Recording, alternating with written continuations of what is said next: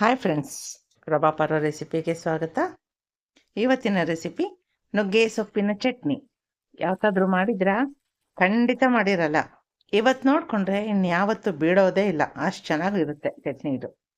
ಹೀಗೆಲ್ಲ ಕೂಡ ಮಾಡಿ ತಿನ್ಬೋದಾ ಅಂತ ನಿಮಗೆ ಆಶ್ಚರ್ಯ ಆಗೋಗುತ್ತೆ.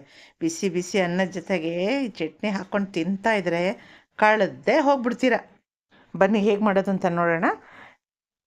ವಿಡಿಯೋ ಶುರು ಮಾಡೋಕ್ಕೂ ಮುಂಚೆ ಯಾರೆಲ್ಲ ನನ್ನ ಚಾನಲ್ನ ಸಬ್ಸ್ಕ್ರೈಬ್ ಮಾಡದೆ ನೋಡ್ತಾ ಇದ್ದೀರಾ, ದಯವಿಟ್ಟು ಸಬ್ಸ್ಕ್ರೈಬ್ ಮಾಡ್ಕೊಳ್ಳಿ ಅಂತ ಕೇಳ್ಕೊಳ್ತಾ ಈ ವಿಡಿಯೋ ಶುರು ಮಾಡ್ತಾ ಇದ್ದೀನಿ. ವೆಲ್ಕಮ್ ಟು ಪ್ರಭಾಪರ ರೆಸಿಪಿ ಚಾನಲ್. ಇದ್ರ ಘಮ, ಇದ್ರ ರುಚಿ ಯಾವತ್ತೂ ಮರೆಯೋದೇ ಇಲ್ಲ, ನೀವು ಅಷ್ಟು ಚೆನ್ನಾಗಿರುತ್ತೆ. 200 ಗ್ರಾಮ್ಸ್ ನುಗ್ಗೆ ಸೊಪ್ಪು, ಒಂದು ಬೆಳ್ಳುಳ್ಳಿ ಫುಲ್ ಬಿಡಿಸಿದ ಕಾಳುಗಳು, ಹಾಗೆ ಸ್ವಲ್ಪ ತೆಂಗಿನಕಾಯಿ, ಸ್ವಲ್ಪ ಕರ್ಬೇವಿನ ಸೊಪ್ಪು, ಸ್ವಲ್ಪ ಕೊತ್ತಂಬರಿ ಸೊಪ್ಪು, ಹಾಗೆ ಒಂದು ಮೀಡಿಯಮ್ ಸೈಜ್ ಈರುಳ್ಳಿ ಸ್ಲೈಸ್ ಮಾಡಿ ಇಟ್ಕೊಂಡಿರಬೇಕು.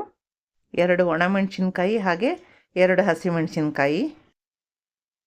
ಈಗ ಸ್ಟವ್ ಮೇಲೆ ಒಂದು ಬಾಣಲಿ ಇಟ್ಟು, ಬಾಣಲಿ ಕಾದ್ಮೇಲೆ ನೋಡಿ ಅಮೂಲ್ ಬಟರ್ ಚಿಕ್ಕದೊಂದು ಪೀಸ್ನ ಇದಕ್ಕೆ ಹಾಕ್ಕೊಳ್ಳೋಣ. ಇದು ಹಾಕಿದ ತಕ್ಷಣ ಫ್ಲೇಮ್ ನಾವು ಕಡಿಮೆ ಮಾಡ್ಕೊಂಡ್ಬಿಡ್ಬೇಕು. 1 ಟೀ ಸ್ಪೂನ್ ತುಪ್ಪ, ಉದ್ದಿನ ಬೇಳೆ 1 ಚಮಚ ಅಥವಾ ಉದ್ದಿನ ಕಾಳಾದರೂ ಹಾಕ್ಕೋಬೋದು, ಕಡಲೆಬೇಳೆ 1 ಚಮಚ. ಈಗ ಫ್ಲೇಮನ್ನು ಫುಲ್ ಲೋ ಮಾಡ್ಕೋಬೇಕು. ಕಾಳುಗಳನ್ನು ಮಂದ ಊರಿನಲ್ಲಿ ಹುರಿಬೇಕು. ಈಗ ಕರಿಬೇವಿನ ಸೊಪ್ಪು, ಒಣಮೆಣಸಿನಕಾಯಿ, ಬೆಳ್ಳುಳ್ಳಿ, ಈರುಳ್ಳಿ, ಕೊತ್ತಂಬರಿ, ತೆಂಗಿನಕಾಯಿ ಇದಿಷ್ಟನ್ನು ಮಂದ ಊರಿನಲ್ಲಿನೇ ಹುರ್ಕೋಬೇಕು. ಏನಪ್ಪ ಹಸಿಮೆಣ್ಸಿನ್ಕಾಯಿ ತೋರಿಸಿದ್ರು ಹಾಕಲಿಲ್ಲ ಅಂದ್ಕೊಳ್ತಾ ಇದ್ದೀರಾ? ಹಸಿಮೆಣ್ಸಿನ್ಕಾಯಿನ ಕೊನೆಯಲ್ಲಿ ರುಬ್ಬೋವಾಗ ಹಾಕಬೇಕು, ತುಂಬ ಡಿಫ್ರೆಂಟ್ ಟೇಸ್ಟ್ ಕೊಡುತ್ತೆ. ಈರುಳ್ಳಿ ಸ್ವಲ್ಪ ಬಣ್ಣ ಬದಲಾಗೋವರೆಗೂ ಈ ಥರ ಹುರಿದ್ಬಿಟ್ಟು ಈಗ ಇದಕ್ಕೆ ತೊಳೆದು ಸೋಸಿಟ್ಕೊಂಡಿರುವಂಥ ನುಗ್ಗೆ ಸೊಪ್ಪನ್ನು ಹಾಕ್ಕೊಳ್ಳೋಣ.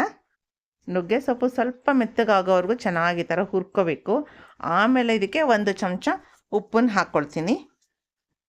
ಒಂದು ಸಣ್ಣ ನೆಲ್ಲಿಕಾಯಿ ಗಾತ್ರದಷ್ಟು ಹುಣಸೆ ಹಣ್ಣು, ನೀವು ಬೇಕಿದ್ರೆ ನೆಲ್ಲಿಕಾಯಿ ಕೂಡ ಹಾಕ್ಕೋಬೋದು, ಅಥವಾ ಹುಳಿ ಸೊಪ್ಪು ಅಂತಲೇ ಸಿಗುತ್ತೆ, ಚಿಕ್ಕದಾಗಿರುತ್ತೆ, ಅಂಗಡಿಗಳಲ್ಲಿ ಸಿಗುತ್ತೆ, ಅದನ್ನು ಬೇಕಾದ್ರೆ ಹಾಕ್ಕೊಂಡ್ರು ಚೆನ್ನಾಗಿರುತ್ತೆ.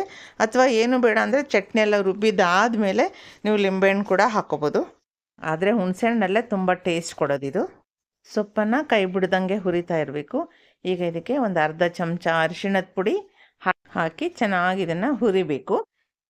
ಅರಿಶಿಣದ ಪುಡಿ ಹಾಕಿ ಹುರಿಯೋವಾಗ ಸೊಪ್ಪು ಸ್ವಲ್ಪ ಡ್ರೈ ಆಗಿಬಿಡುತ್ತೆ. ಹಾಗಾಗಿ ಅದನ್ನು ಮುಚ್ಚಳ ಮುಚ್ಚಿ ಸ್ವಲ್ಪ ಗಾಳಿ ಹೋಗೋ ಥರ ಬಿಡಬೇಕು ಮುಚ್ಚಳನ, ಇಲ್ಲಾಂದರೆ ಮುಚ್ಚಳ ಮುಚ್ಚಿದ್ರೆ ಕಹಿ ಬರುತ್ತೆ ಅಂತ. ಚೆನ್ನಾಗಿ ಇದನ್ನು ಮುಚ್ಚಿ 5 ರಿಂದ 7 ನಿಮಿಷದವರೆಗೂ ಸೊಪ್ಪನ್ನು ಚೆನ್ನಾಗಿ ಬೇಯಿಸ್ಕೋಬೇಕು. ಇಲ್ಲೂ ಒಂದು ವಿಷಯ ಗಮನ ಇಡಬೇಕು, ಎಳೆ ಸೊಪ್ಪಾದರೆ 3 ರಿಂದ 5 ನಿಮಿಷ ಸಾಕು, ಬಲ್ತಿರೋ ಸೊಪ್ಪಾದರೆ 5 ರಿಂದ 7 ನಿಮಿಷ ಬೇಕಾಗುತ್ತೆ. ಮುಚ್ಚಳ ತೆಗೆದ್ಮೇಲೆ ಒಂದು ಸಲ ಚೆನ್ನಾಗಿ ಈ ಥರ ಮಿಕ್ಸ್ ಮಾಡ್ಕೊಳ್ಳೋಣ. ಕೊನೆಯಲ್ಲಿ ಹಸಿಮೆಣ್ಸಿನ್ಕಾಯಿ ಮತ್ತು ಸ್ವಲ್ಪ ಬೆಲ್ಲನ ಹಾಕ್ಕೊಂಬಿಡೋಣ. ಹಸಿಮೆಣ್ಸಿನ್ಕಾಯಿ ಇದ್ರ ಒಳಗಡೆ ದಮ್ಮಾದರೆ ಸಾಕು, ಅದೇನು ಹುರಿಬೇಕಾಗಿಲ್ಲ. ಈಗ ಒಂದು ಸ್ವಲ್ಪ ಹೊತ್ತು ಇದನ್ನು ತಣ್ಣಗೆ ಹಾಕಕ್ಕೆ ಬಿಟ್ಬಿಡಬೇಕು. ಈಗ ಇದು ರೆಡಿಯಾಗಿದೆ, ನಾನು ಗ್ರೈಂಡ್ ಮಾಡ್ಕೊಂಡು ಬರ್ತೀನಿ. ಇದನ್ನು ಸ್ವಲ್ಪನೂ ನೀರು ಹಾಕ್ದಂಗೆ ರುಬ್ಬಬೇಕು. ನೋಡಿ ಇಷ್ಟು ಸರಿಯಾಗಿರುತ್ತೆ. ಈಗ ಇದು ರೆಡಿಯಾಗಿದೆ.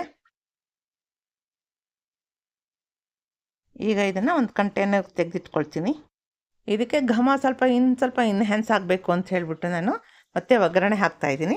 ಇದು ಆಪ್ಷನಲ್ಲು, ನಿಮಗೆ ಬೇಕಾದರೆ ಹಾಕ್ಕೋಬೋದು ಅಥವಾ ಬೇಡ. ಚಿಕ್ಕದೊಂದು ಬಾಣಲಿ ಇಟ್ಟು ಒಂದೇ 1 ಟೀ ಸ್ಪೂನ್ ಎಣ್ಣೆ ಹಾಕಿ, ಎಣ್ಣೆ ಕಾದಿದ ಮೇಲೆ ಕರ್ಬೇವಿನ ಸೊಪ್ಪು, ಒಣ ಮೆಣಸಿನ್ಕಾಯಿ ಹಾಕಿ ಚೆನ್ನಾಗಿದನ್ನು ಒಗ್ಗರಣೆ ಮಾಡೋಣ.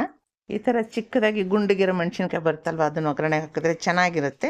ಈ ಒಗ್ಗರಣೆನ ಈ ಚಟ್ನಿ ಮೇಲೆ ಹಾಕ್ಬಿಡೋಣ.